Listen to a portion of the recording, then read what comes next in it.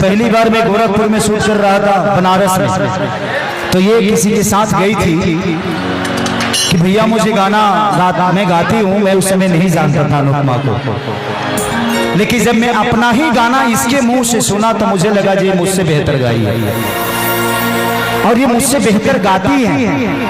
जब मंच पे गाती हैं, एक मेरा बहुत पुराना गाना है सैड सॉन्ग कि दिल ना लगे हाँ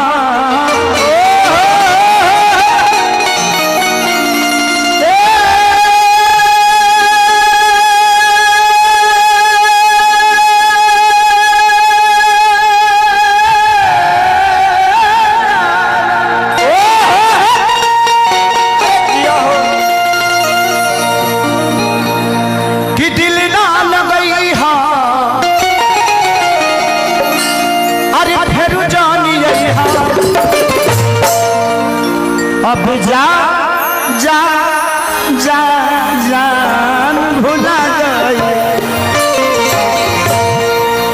ये गाना मैं एक सिनेमा था मेरा जिसका नाम था बलमजे लभ्यो। उसमें क्या गाना बड़ा चर्चित हुआ था। एक एक्ट्रेस थी हमारी पुरानी दोस्त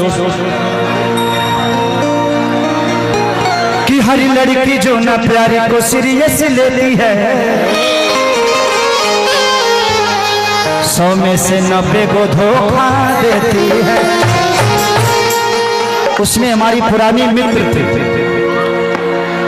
दिक्कत यहाँ है कि जब हम मित्र बने रहते हैं तो कोई नहीं जानता है कि हम अंदर क्या कर रहे हैं। जैसे दोस्ती कटती है तो प्यार साबित हो जाता है वो। जब किसी के रिलेशन में हमारे इंडस्ट्री की प्रॉब्लम है, जब हम किसी के रिलेशन में रहते हैं ना, कोई पूछता है कि आपका और खेसारी जी का क्या है, हम बहुत अच्छे दोस्त हैं, हमारी दोस्ती बड़ी अच्छी है। आज जैसे वो दोस्ती टूटती है, मेरे को कमिटमेंट किया था कि शादी करेगा। रे बनरी दूधू को लड़का के बाप तरह के कमिटमेंट करता तारा से मिले से पहले डबल घींच ले रहनी हम तो इतना ना छुछू न रहनी कि हमरा से कुछ बाँचे। कौनो खाना हो के हम खाई देह बनाई, ऐसे थोड़ी वाले की जिंदगी है। ये आपको जिस जिंदगी में कष्ट नहीं है वो जिंदगी नहीं है। लोग कहते हैं ना कि यार गरीब है, गरीब ने सताया नहीं। इस दुनिया में इस आदमी को देखिए, जिस आदमी का नाम संजय यादव है, एक मिठाई बेचने वाला आज 3-3 मंत्रालय लेकर कुर्सी पे बैठे हुए हैं। ये भाग्य नहीं, ये मेहनत है और आप सबका मोहब्बत है।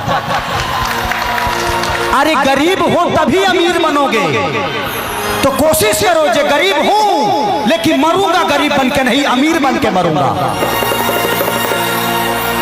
ये सबसे बड़े उदाहरण है खेसारी लाल यादव। मैं ऐसे कम से कम 6 से 7 स्टारों के घर में झाड़ू पोछा किया हूं, जूठा धोया हूं, लिट्टी चोखा बेचकर लोगों का जूठा प्लेट धोया हूं। लेकिन वो एक समय था, क्योंकि मेरे पास ना घर था, ना गाड़ी था, ना कपड़ा था, ना मकान, दुनिया की कोई व्यवस्था नहीं थी। लेकिन मेरे अंदर एक आग था, ये सारी व्यवस्था मैं अपने मेहनत से करूंगा और मैंने किया। तो जिंदगी में अगर चाह दोगे, देखो रोजगार, लोग कहते हैं कि बेरोजगारी है। अरे जिसको रोजी ढूंढना है वो तो मौत में भी रोजगार ढूंढ लेता है। लोग सुपारी लेकर 5 लाख में किसी की हत्या नहीं करते हैं, बट उसकी जिंदगी ज्यादा दिन नहीं है। कोई भी आदमी अगर सोचता है कि मैं किसी को मार के और बच जाऊंगा, तो तुमने बचने के लिए अपना दिमाग लगाया है, लेकिन तुझे पकड़ने के लिए कम से कम हजारों प्रशासन का दिमाग लग रहा है। कैसे बचोगे यार?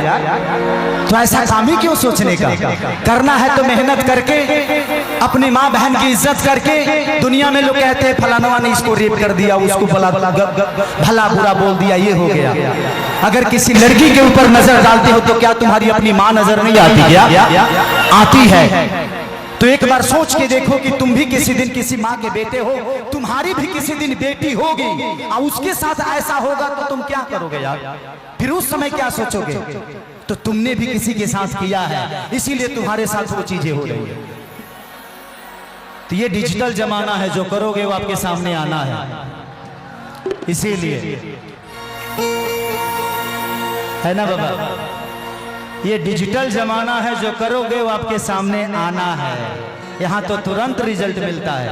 आप कितने सही हो कितने गलत हो हमें बताने की जरूरत नहीं है, हम महसूस करके बता देते हैं कि आप कितने करीब हो। गरीब हो ना पाए नहीं, हीरा नहीं बन सकते तो ऐसे हीरा के साथ रह जाओ, अपने आप हीरा बन जाओगे। अगर हीरा नहीं बन सकते तो किसी हीरा के साथ रहो तो अपने आप हीरा बन जाओगे। न तो हीरा से दुश्मनी को के हीरो ना बेचे के मिली, हीरा तो जिंदगी है। आज इस लड़की ने अपने मुकाम को अपने दम पे, अपने गायकी के दम पे, अपने मेहनत के दम पे, देखिए कोई किसी को बड़ा नहीं करता। आज दो लोग ऐसे बैठे हैं। सुरेंद्र भैया से मैं दूसरी बार मिल रहा हूँ। एक बार जहानाबाद में कार्यक्रम हुआ था तो भैया की 4 गाड़ियां टूट गई, लेकिन ऐसे ही हंसते हुए निकल गए, कहे कि अरे इन्हीं का दिया हुआ है रे बबुआ। तो ये 4 गाड़ियां जब इन्हीं का दिया हुआ है तो क्या रोना है, फिर यही दे देंगे हमको। तो जिंदगी में खोना सीखो, कुछ जब तक खोगे नहीं ना जिंदगी में। अगर 25 तकलीफ हो जाए, 25 बीमारी हो जाए ना, तो इंसान ऐसे ही डॉक्टर बन जाता है। बीमारी नाम दवाई के याद के आदमी डॉक्टर बन जाला। तो कष्ट आना बहुत जरूरी है। तो अनुपमा है, thank you so much Anupama, आप इस मंच का हिस्सा बने और हमारे परिवार का हिस्सा बने, क्योंकि हमारा परिवार बड़ा प्यारा सा है। इस परिवार का मैं भी एक बेटा हूं और मुझे फक्र है इस बात की कि झारखंड में, बिहार के बॉर्डर पे झारखंड से आने वाले लोग या बिहार से आने वाले लोग, सब लोग मुझे प्यार करते हैं। ये मैंने कमाई है, तो दिल से थैंक यू। लेकिन भैया आपने सारी चीजें बता दी, मगर आपने ये नहीं बताया कि मैंने आपके साथ भी गाया है। अरे पगली तो गायक तो हो। इतना सुंदर गाना मुझसे गवाया गया था पहली बार तो बाबू आओ ना गवाया गया था। उसके बाद जो गाना आपने मुझे गवाया वो गाना बड़ा सुंदर था कि पहले से ज्यादा लगिले चकलेटी, ओ सुना दुइये महीना में बनल बेटी, कि नई हर में रहलू तू टिहरी, ससुरबा में गोटलू। आप ही के मुंह से अच्छा लगता है। तलागे सैये के बेलल रोटी खैलू।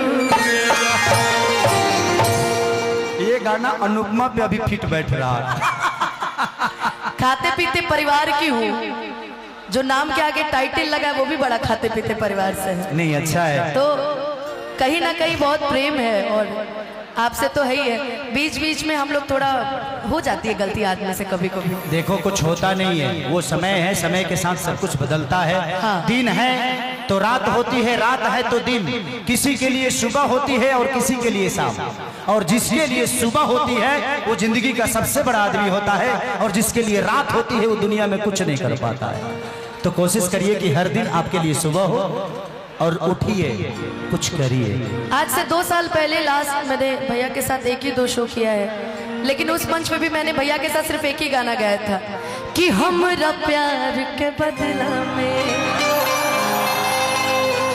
बोला का दिल पर हो,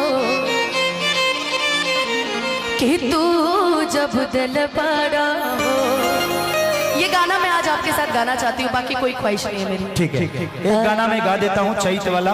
हाँ उसके बाद, क्योंकि हमारी पुरानी मित्र आई हैं। हाँ। तो पुराना या राना, तो इनके साथ करके और फिर हम दोनों पे इस गाने को गाएंगे। आजा आजा तू आजा आजा, एक करे जा